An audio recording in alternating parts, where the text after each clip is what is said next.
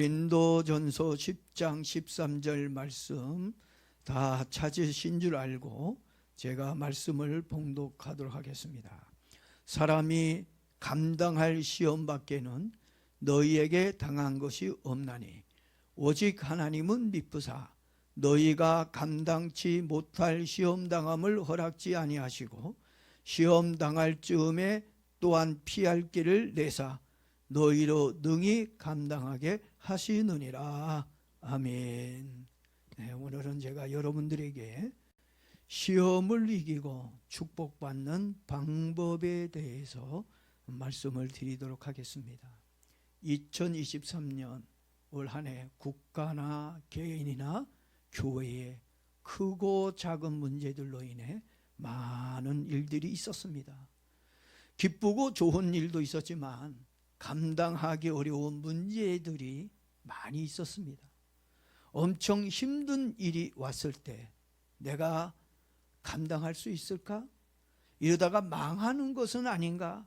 이런 불안한 마음에 잠을 잘 수 없는 날도 있었습니다. 그런데 감사하게도 넘어지지 않고 잘 견디고 23년도 끝자락에 서 있게 되었습니다. 오늘 본문 말씀에서 사도 바울이 고린도 교인들에게 해준 교훈이 우리들에게도 해당이 되어 이 말씀을 준비하게 되었습니다. 사도 바울이 고난 중에 있는 고린도 교인들에게 하나님은 감당할 수 있는 시험만 주시니 걱정하지 말라고 위로해 주고 있습니다. 오늘 고난과 시험 속에 있는 분들이 오늘 이 말씀으로 좀 힘을 냈으면 좋겠습니다. 사실 문제를 만나게 되면 누구든지 두렵고 걱정이 되는 것이 당연한 것이라고 생각합니다. 믿음이 좋고 기도를 많이 하는 사람일지라도 문제가 생기면 긴장하게 되고 걱정이 앞설 수밖에 없다고 생각합니다. 믿음이 좋은 사람은 뭐 두려움도 없나요? 걱정도 없는 건가요? 아닙니다. 믿음이 없는 사람이나 믿음이 있는 사람이나 인간은 문제 앞에서는 다 똑같다고 봅니다. 시험 앞에서 두려워할 수밖에 없고 긴장할 수밖에 없는 것이 연약한 인생이라고 하는 것입니다. 그런 우리들에게 신앙 경험과 인생 경험이 풍부한 사도 바울이 우리들에게 용기를 주고 있는 말씀입니다. 하나님은 감당할 만한 시험밖에 주지 않으니 너무 겁먹지 말라고 말씀하고 있어요. 시험이 오고 고난이 올 때 너무 많은 사람들이 쫄지 마, 걱정하지 마, 겁먹지 말라고, 감당할 만한 시험밖에 안 주니까 그냥 염려 놓으라고 얘기해 주고 있는 거예요. 시험이라고 하는 것은 부정적인 것도 있지만 긍정적인 요소도 가지고 있습니다. 부정적인 시험은 죄를 짓게 하거나 넘어지게 하려는 목적이 있습니다. 이런 시험은 누가 준다고요? 마귀가 주는 시험입니다. 긍정적인 시험은 하나님이 주는 시험으로 걱정할 게 없습니다. 더 강해지게 하거나 참된 믿음과 더 큰 축복을 받게 하려는 목적이 있습니다. 그렇지만 시험을 받고 있는 사람 입장에서 보면 하나님이 주는 시험이 됐든 마귀가 주는 시험이 됐든 매우 힘들고 어려운 일이라고 생각합니다. 그래서 사도 바울이 시험으로 걱정하고 있는 성도들에게 하나님은 좋으신 분이다, 미쁘신 분이다, 감당할 수 있는 시험만 주시니 너무 걱정하지 말라고 안심시켜주고 있는 말씀입니다. 그러면서 너희는 능히 하나님의 은혜로 감당하게 될 것이라고 말해주고 있습니다. 이 정도로 말해주었으면 이제는 믿음으로 힘을 내고 감사할 만한데도 이 고린도 교인들은 여전히 시험 앞에서 두려워하고 있는 연약한 모습을 보여주고 있습니다. 그런 모습을 본 사도 바울이 또 다시 격려해 줍니다. 야, 인격이 대단해요. 저 같았으면 막 야단도 치고 그딴 믿음으로 어떻게 사냐 막 책망도 할 텐데 저런 연약한 모습을 보면서도 계속해서 바울이 또다시 격려하고 힘을 주고 있는 걸 봐요. 고린도 교인들을 보면서 마치 누구를 보고 있느냐? 강북새만교회 교인들을, 여러분을 보고 있는 것과 같아요. 저도 여러분들에게 사도 바울과 같은 말로 격려해 주고 싶습니다. 바울이 또 이야기합니다. 너희가 감당할 수가 없어 힘들어하면 하나님은 피할 길도 주시고 감당할 수 있도록 해 주시니까 너무 염려하지 말라고 또다시 다독거려 주고 있습니다. 여러분들이 이 말씀을 듣고도 아직도 두렵고 걱정이 되어 잠이 오지 않는다면 히브리서 12장 18절 말씀을, 그 말씀으로 좀 확신을 가지기를 바랍니다. 제가 히브리서 12장 18절 말씀을 한번 읽어보겠습니다. 그가 시험을 받아. 그가 누구지요? 예수님이잖아요. 우리가 아니라요. 예수님. 그가 시험을 받아. 누가 시험을 받으셨다고요? 예수님이 시험을 받으셨으니 우리는 어때요? 우리도 시험 받을 수밖에 없어요. 왜 하나님 나에게 이런 시험을 주십니까? 그러지 말고 시험이 올 때는 아하, 예수님이 받은 시험 하나님도 나에게 주시는구나. 이 시험을 여러분 기쁨으로 받아들이기를 바랍니다. 슬픔과 고통으로 받아들이지 마세요. 기쁨과 감사함으로 받아들이셔요. 그가 시험을 받아 고난을 당하셨은즉, 왜 예수님이 이런 고난을 받으셨는가? 나를 위해서 이 고난, 이 시험 받으셨다는 얘기입니다. 시험 받는 자들을 등에 도우실 수 있느니라. 아멘. 누구도 시험을 받으셨다고요? 예수님, 하나님의 아들 예수님도 나를 위해 이 땅에서 시험과 고난을 받으셨어요. 예수님도 이 땅에 계실 때 우리와 똑같은 시험을 받았고 고통을 받았다고 말해주고 있습니다. 과부가 호라비 사정을 아는 것처럼 앞뽑은 사람만이 아픈 사람의 마음을 이해한다는 말이 있습니다. 예수님도 우리와 똑같은 시험을 받은 경험이 있기에 시험을 받고 있는 우리들의 마음을 다 아시고 불쌍히 여겨 도와주신다고 말씀하고 있는 겁니다. 이래도 못 믿으시겠습니까? 아직도 주님께서 도와주신다는 확신이 생기지 않습니까? 좀 믿음이 생기기를 바랍니다. 주님이 나를 돕는다는 확신이 생기기를 바랍니다. 어느 신학교에 신학생이 공부는 안 하고 그냥 뺀질 놀면서 학교만 다니고 있었어요. 교수가 보면서 야, 공부 좀 해라. 야, 신학생이 공부도 안 하고 그렇게 다니면 되냐? 그랬더니 예, 알았어요. 공부하면 되지요. 그리고 말만 네 하고 공부를 안 했어요. 시험 때가 되었습니다. 학생이 시험을 보는데 도무지 답을 모르겠어요. 왜 공부를 안 해주니 아는 게 있나요? 그래서 썼어요. 그래도 써야 되잖아요. 주관식이니까. 그래서 뭐라고 썼냐면 하나님은 다 아십니다. 이렇게 쓰고 나왔어요. 교수가 그 시험지를 보고 채점을 매겼습니다. 그리고 그 시험지 위에다가 이렇게 썼어요.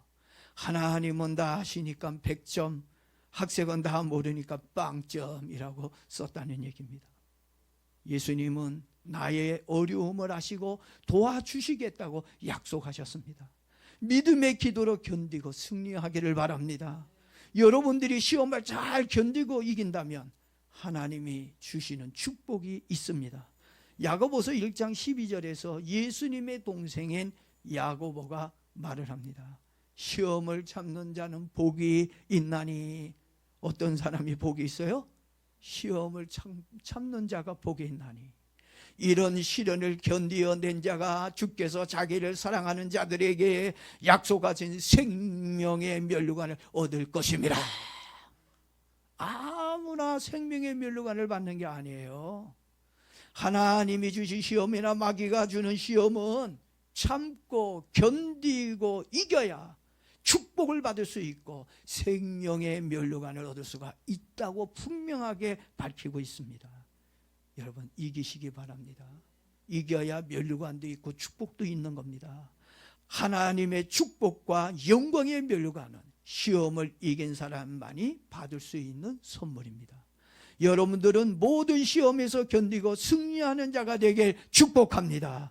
지금부터 모든 시험을 이기고 축복을 받을 수 있는 방법에 대해서 이제 본격적으로 말씀을 드리도록 하겠습니다. 여러분, 이제 잘 들어야 돼요. 졸고 있던 사람도 이제 한눈 판던 사람도 이제 정말 정신 차리고 들어야 합니다. 그 비결이 히브리서 4장 15절 16절 말씀에 나옵니다. 제가 한번 읽어보겠습니다. 우리에게 있는 대제사장은 우리 연약함을 동정하지 못하시리가 아니요 모든 일에 우리와 똑같이 시험을 받으신 이로되 죄는 없으시니라.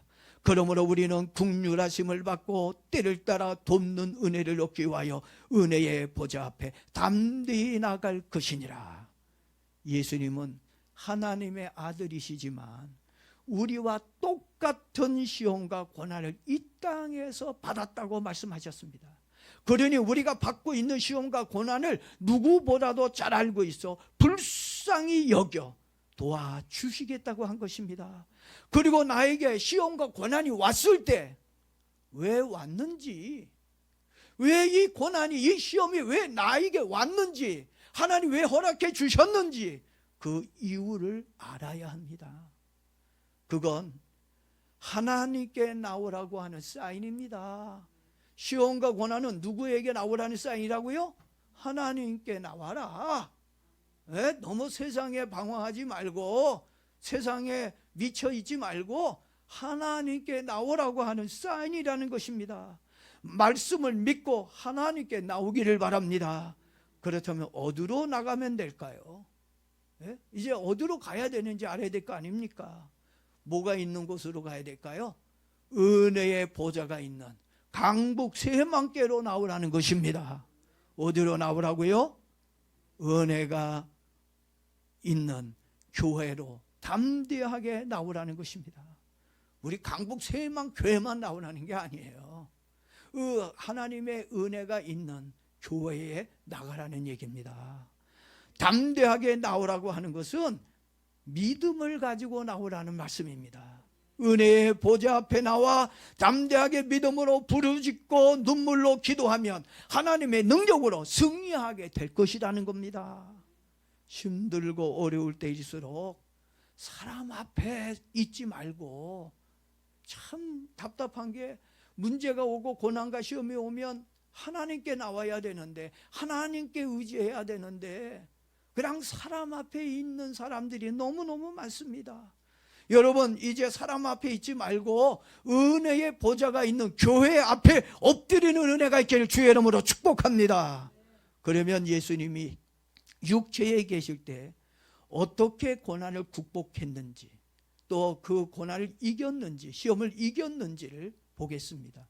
히브리서 5장 7절입니다. 자, 이제 예수님이 시험을 이기신 그 방법을 이제 우리가 보는 겁니다. 자, 5장 7절입니다.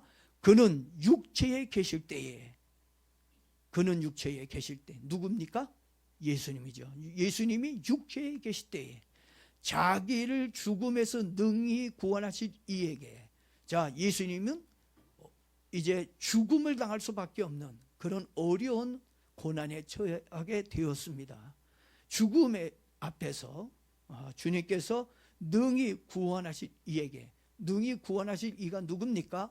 하나님이십니다.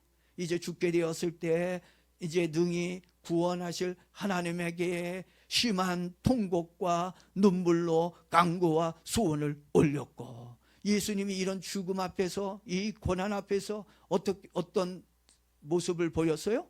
심한 통곡과 눈물로 간구와 소원을 올렸고. 여러분하고 얼마나 차이가 납니까? 하나님의 아들인데 예수님이 능력이 없어요? 예수님이 그거 하나 헤쳐나갈 만한 힘이 없습니까? 우린 없잖아요. 능력도 없고 우린 힘도 없지 않습니까? 근데 왜 여러분들 무슨 백이 있는지, 뭘 믿는지, 왜 예수님은 이런 죽음 앞에서, 시험 앞에서 심한 통곡과 눈물로 간구와 소원을 올렸는데 왜 여러분은 왜 이런 모습이 없냔 말이에요. 예? 누가 도와줍니까? 여러분 시험에서 벗어나게 누가 해줍니까? 돕는 분이 있습니까? 우리 하나님 외에는 우리를 도우실 분이 아무도 없습니다. 근데 우리가 심한 통곡과 눈물로 간구와 소원을 올려야지. 이것이 없으면, 보세요, 이렇게 심한 통곡과 눈물로 간구와 손을 올리고 그의 경건하심으로 말미암아 들으심을 얻었다. 날 살려달라고 하는 그 기도를, 소원을 하나님이 어떻게 해요? 들으셨다고 말씀해 주고 있습니다. 시험과 고난에서 벗어나는 비결은 예수님께서 직접 우리에게 보여주셨습니다. 나처럼 해, 나처럼 해봐라. 이렇게 그런 노래 있잖아요. 여러분 정말 이 시험과 고난에서 이기기를 원하고 복을 받기 원한다면 예수님처럼 하면 됩니다. 예수님이 하신 것처럼 똑같이 하면 돼요. 중요한 건 시험과 고난에서 벗어나고 싶은 간절한 마음이 나에게 있느냐 하는 것입니다. 그 마음이 있다면 주님을 따라할 겁니다. 정말 시험에서 벗어나기 원하십니까? 그렇다면 예수님처럼 심한 통곡과 눈물과 간구와 소원을 올리기를 바랍니다. 하나님은 예수님의 심한 통곡과 눈물과 간구와 소원을 들으시고 그의 소원대로 구원해 주셨습니다. 하나님은 지금도 성도의 심한 통곡과 눈물과 간구와 소원을 들으시고 모든 시험을 이기는 축복을 주신 분이십니다. 아멘입니까? 믿기를 바랍니다. 여러분도 하시기 바랍니다. 우리가 기도로 시험에서 이기고 축복을 받게 된다면 어떤 삶을 살게 될까요? 너희로 온전하고 구비하여 조금도 부족함이 없게 하려 함이라. 너희로 온전하고 구비하여 조금도 부족함이 없게 하려 함이라. 누가 이 말을 했는지 알아요? 야고보가 했어요. 야고보서 1장 4절에 이 말씀을 했습니다. 기도의 응답으로 시험에서 벗어나게 되면 온전하고 부족함이 없는 축복된 삶을 살게 될 거라는 것입니다. 이제 마지막으로 한 구절만 더 보고 마치도록 그렇게 하겠습니다.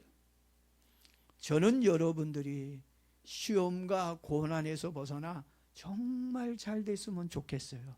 그래서 저는 여러분들에게 이 말씀을 또 다시 전하는 거예요. 예?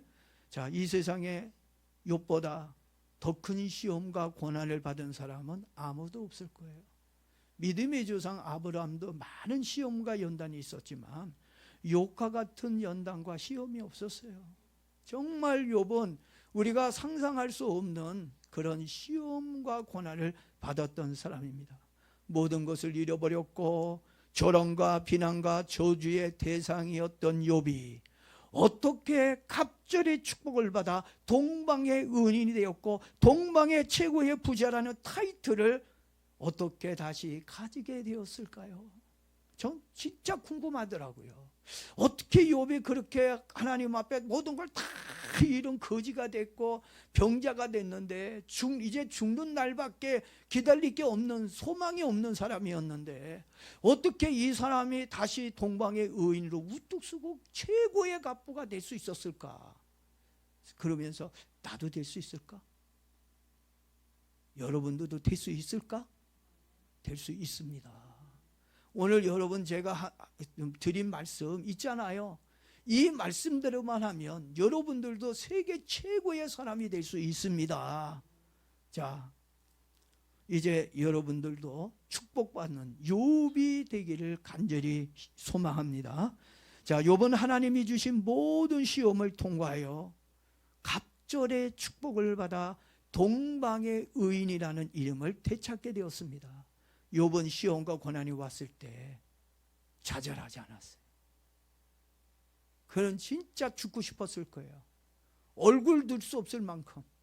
그는 아주 그냥 인간이기를 정말 동물들과의 친구가 될 만큼 동물들이 와서 그냥 주변에서 핥고 완전히 거지중에 산 거지고 완전히 사람 구실도 못하고 그때 우리는 좌절할 수밖에 없잖아요. 직장 잃어도 좌절하고 몸에 조금 병들어서 좀 아프면 또 좌절하고 누구애가 말 함부로 또 했다고 마음의 상처를 받고서 좌절하고 뭐 좌절이 친구야.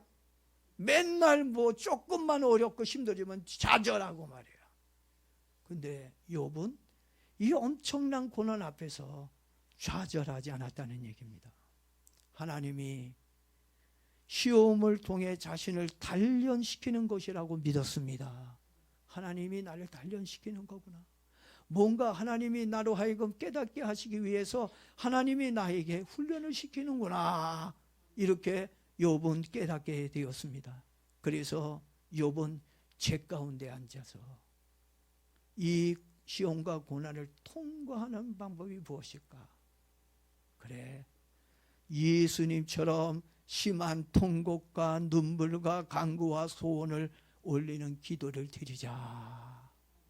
욥이 예수님보다 엄청나게 먼저 태어난 분인데, 근데 그 욥이 어떻게 이 말씀을 알았는지, 시험과 고난에서 이기는 방법을 알고 있었어요.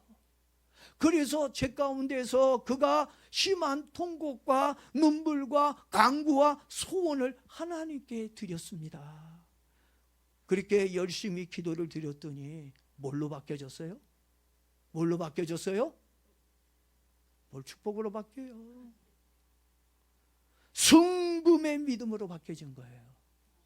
순금의 믿음으로 의인이 되어서 절망과 저주에서 벗어나 갑절의 축복을 받게 되었습니다. 제 말이 아니에요. 욥기서 23장 10절 말씀을 보게 되면 욥이 이렇게 고백한 겁니다. 뭐라고 고백한지 아십니까? 욥이 내가 가는 길을 그가 아시나니 그가 나를 단련하신 후에는 내가 순금같이 되어 나오리라. 그 연단을 통해서 눈물의 기도와 소원을 올림으로 인해서 하나님이 그에게 뭘 만들어 주셨어요? 순금과 같은 믿음을 만들어 주셨다는 얘기예요. 그 순금과 같은 믿음을 통해서 하나님이 그에게 엄청난 축복을 주셨다고 하는 것입니다. 어떤 사람은 시험이 오거나 고난이 오면 하나님이 자기를 버렸거나 저주해서 그런 것으로 오해하는 사람들이 있어요. 그건 아주 잘못된 생각입니다. 마귀가 갖다 준 생각입니다. 하나님은 나를 단련시키고 순금의 사람으로 만들기 위해서 하나님은 나를 연단시키는 과정이라고 여러분 믿기를 바랍니다. 그래서 욥은 시험과 고난이 왔을 때 순금과 같은 믿음의 사람이 되기 위해 제 가운데 앉아 예수님처럼 심한 눈물과 통곡과 간구와 소원을 올렸기에 순금의 믿음이 되어 갑절의 축복을 받을 수가 있었던 것입니다. 여러분 자꾸 제가 반복하는 거 아시죠? 뭘 반복하고 있는 거 아시죠? 우리가 성공하고 승리하고 고난과 시험을 벗어날 수 있는 길은 이거밖에 없다. 성경이 얘기하고 있는 핵심은 이거밖에 없다는 걸 자꾸 여러분에게 제가 알려주는 겁니다. 즉 깨닫는 은혜가 있기 바랍니다. 센스가 좀 있어야죠. 아하, 지금의 내 이 고난을 돌파하고 지금의 이 나의 어려움을 뚫고 나갈 수 있는 건 오직 이거밖에 없구나. 예수님이 보여주셨구나. 욥을 통해서도 하나님 나에게 보여주셨구나. 할렐루야. 주여, 이제는 나도 심한 통곡과 눈물과 간구와 소원을 올리며 살겠습니다. 이제 기도하는 사람이 되겠습니다. 정말 이럴 때 하나님의 축복이 있습니다. 여러분 정말 우리가 시험이 오고 고난이 올 때 은혜의 보좌 앞에 교회에 나가서 예수님처럼 욥처럼 이렇게 심한 눈물을 흘리고 간구하며 소원을 올리고 기도하면 여러분 예수님이 그 경건으로 말미암아 하나님이 들으셨다고 한 것처럼 욥은 뭘로 만들어 주셨어요? 순금으로. 다시 말하자면 순금은 결국은 뭘로 예수님이 기도하셨을 때 뭘로 하나님이 그를 인정하셨어요? 경건입니다. 경건이 순금입니다. 순금이 경건입니다. 하나님은 여러분을 뭘로 만들기를 원해요? 경건한 사람, 순금의 믿음의 사람으로 만들고 그러고 나서 여러분의 시험을 벗어나게 하고 하나님이 주시는 축복, 이 갑절의 욥의 축복을 주시기를 원하십니다. 이 욥의 믿음을 갖기를 바랍니다. 이거는 뭐밖에 없다고요? 예수님이 하신 것처럼 하는 것밖에 없다고 하는 것입니다.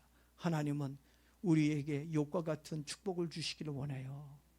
여러분 지금 여러분의 환경에서 지금 하나님 앞에 나와 엎드려 기도해서 욥이 받은 은혜, 그런 축복을 여러분이 받기를 바랍니다. 시험과 고난이 많았던 2023년 한 해였습니다. 그래도 많은 어려움 속에서도 우리를 지켜주신 하나님께 감사하면서 마지막 주일을 보냈으면 좋겠습니다. 그리고 2024년도에는 우리가 하나님 앞에 경건하게 순금과 같은 믿음으로 하나님께 신앙생활해서 치유와 회복의 해로 만드는 저와 여러분 되길 주의 이름으로 축원합니다.